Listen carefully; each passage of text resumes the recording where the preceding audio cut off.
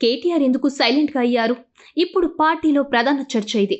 Parliament ఎన్నికల ఫలితాల అనంతరం BRS working president KTR party నేతలకు అందుబాటులో లేకుండా పోయారు. లోక్సభ ఎన్నికల్లో ఘోర పరాజయం పాలైనా కనీసం సమీక్షలు కూడా నిర్వహించడం లేదు.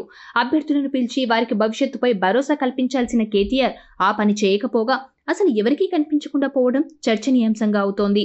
అసెంబ్లీ, పార్లమెంట్ ఎన్నికల్లో బీఆర్ఎస్ ఓటమి పాలవడంతో ఎమ్మెల్యేలు, కీలక నేతలు పార్టీని వీడేందుకు రంగం సిద్ధం చేసుకుంటున్నారు.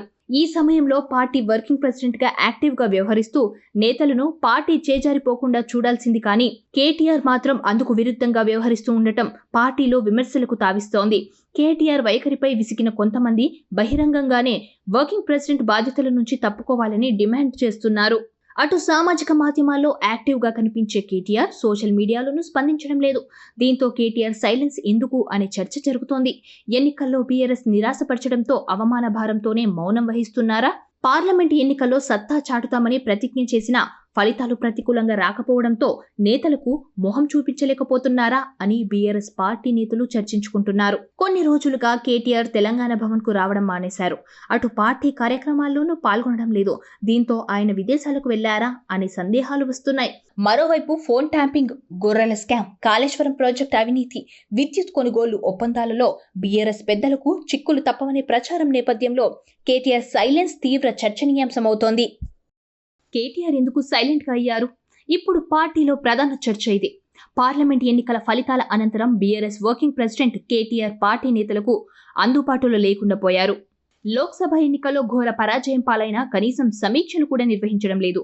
అభ్యర్థులను పిలిచి వారికి భవిష్యత్తుపై భరోసా కల్పించాల్సిన కేటీఆర్ ఆ పని చేయకపోగా అసలు ఎవరికీ కనిపించకుండా పోవడం చర్చనీయాంశంగా అవుతోంది.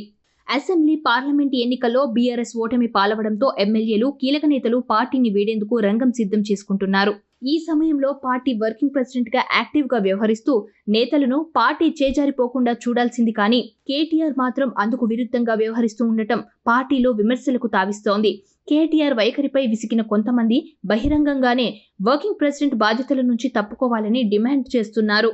అటు సామాజిక మాధ్యమాల్లో యాక్టివ్ గా కనిపించే కేటీఆర్ సోషల్ మీడియాలోనూ స్పందించడం లేదు. దీంతో కేటీఆర్ సైలెన్స్ ఎందుకు అనే చర్చ జరుగుతోంది. ఎన్నికల్లో బీఆర్ఎస్ నిరాశపరచడంతో అవమాన భారంతోనే మౌనం వహిస్తున్నారా? పార్లమెంట్ ఎన్నికల్లో సత్తా చాటుతామని ప్రతిజ్ఞ చేసినా ఫలితాలు ప్రతికూలంగా రాకపోవడంతో నేతలకు మొహం చూపించలేకపోతున్నారా అని బీఆర్ఎస్ పార్టీ నేతలు చర్చించుకుంటున్నారు. కొన్ని రోజులుగా కేటీఆర్ తెలంగాణ భవన్ కు రావడం మానేశారు. అటు పార్టీ కార్యక్రమాల్లోనూ పాల్గొనడం లేదు. దీంతో ఆయన విదేశాలకు వెళ్లారా అనే సందేహాలు వస్తున్నాయి. మరోవైపు ఫోన్ ట్యాంపింగ్, గొర్రెల స్కామ్, కాళేశ్వరం ప్రాజెక్టు అవినీతి, విద్యుత్ కొనుగోలు ఒప్పందాలలో బీఆర్ఎస్ పెద్దలకు చిక్కులు తప్పవనే ప్రచారం నేపథ్యంలో కేటీఆర్ సైలెన్స్ తీవ్ర చర్చనీయాంశమవుతోంది.